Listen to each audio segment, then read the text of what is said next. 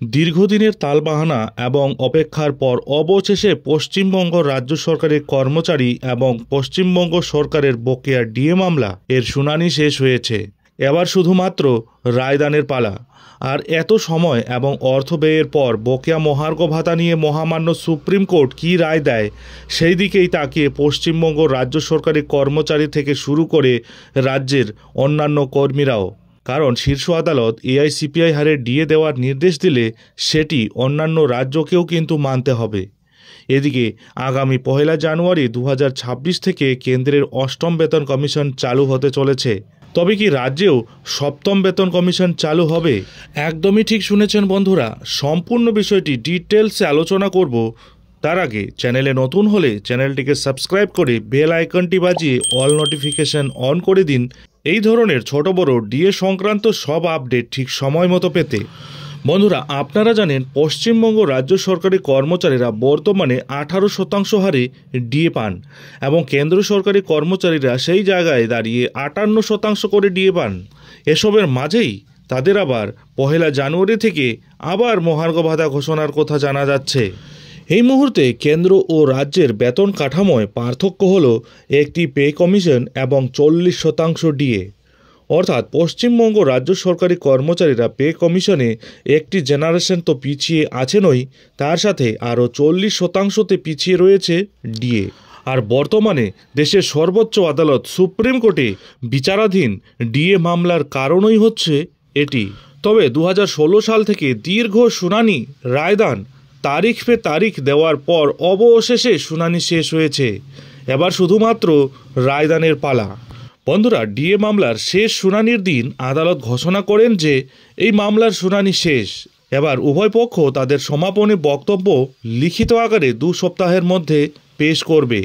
আর ইতিমধ্যেই রাজ্য সরকার লিখিত নথি জমা দিয়েছে, যেখানে বলা হয়েছে বিজেপি শাসিত 12টি রাজ্যেই কেন্দ্রীয় হারে ডিএ দেওয়া হয় না এবং দেশের প্রায় অর্ধেক রাজ্যই এআইসিপিআই হারে ডিএ দেয় না।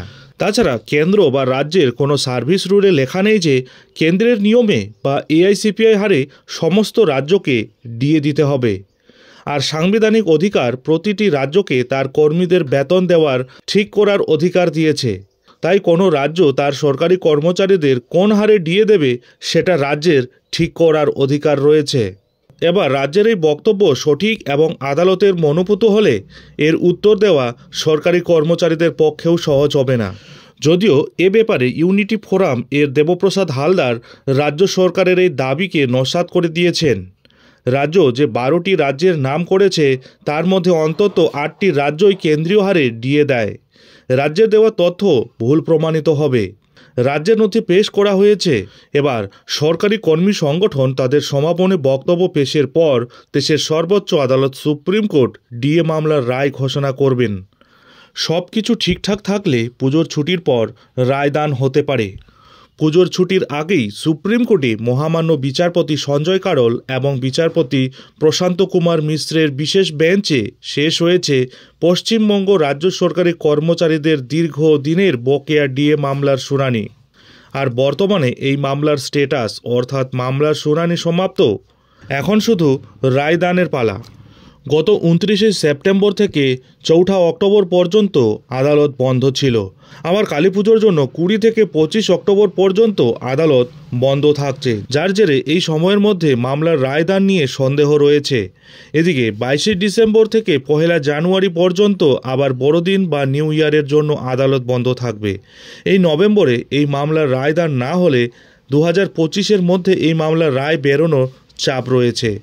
এই প্রসঙ্গে মামলাকারীর আইনজীবী বিকাশ রঞ্জন ভট্টাচার্য বলেছেন, কালীপুজোর আগে এই মামলার রায়দান হওয়ার সম্ভাবনা নেই বললেই চলে। 2025-এর মধ্যেই রায়দান হলে সন্তুষ্ট থাকব।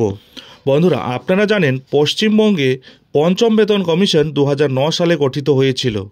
2016 সালে 6ষ্ঠ বেতন কমিশন গঠনের 3 বছর পর 2019 সালে তা প্রকাশ পায়। কার্যকর হয় 1 জানুয়ারি 2020 থেকে। এদিকে কেন্দ্র সরকার 2006 সালে 6ষ্ঠ বেতন কমিশন গঠন করে রিপোর্ট 2008 সালে জমা করে। 7ম বেতন কমিশন 2014 সালে ফেব্রুয়ারি মাসে গঠিত হয়ে 2015 সালের নভেম্বরে কমিশন রিপোর্ট জমা দেয়। চালু হয় 2016 সালের জুন মাসে। এদিকে পহেলা জানুয়ারি 2026 থেকে অষ্টম বেতন কমিশন বসছে। সরকারি কর্মচারীদের ধারণা 2028 সাল থেকে অষ্টম বেতন কমিশন লাগু হয়ে যাবে। এই হিসেবে এবং পশ্চিমবঙ্গের গত 2 পে কমিশনের পরিসংখ্যান হিসাব ধরলে 2026 সালে সপ্তম পে কমিশন বসতে পারে। তবে 2028 বা 2029 সালের আগে চালু হবার সম্ভাবনা নেই বললেই চলে। যদিও পহেলা জানুয়ারি থেকে কেন্দ্রের পে কমিশন বসলে স্বভাবত প্রশ্ন উঠবেই যে বাংলায় পে কমিশন কি পহেলা জানুয়ারিতেই বসবে। এদিকে মামলার গোড়ায় পে কমিশন বসলেও স্লথ গতি হয়ে যেতে পারে। কর্মীদের আশঙ্কা পঞ্চম বেতন কমিশনের মামলা না মিটলে নতুন বেতন কমিশনের অনুমোদন নাও মিলতে পারে।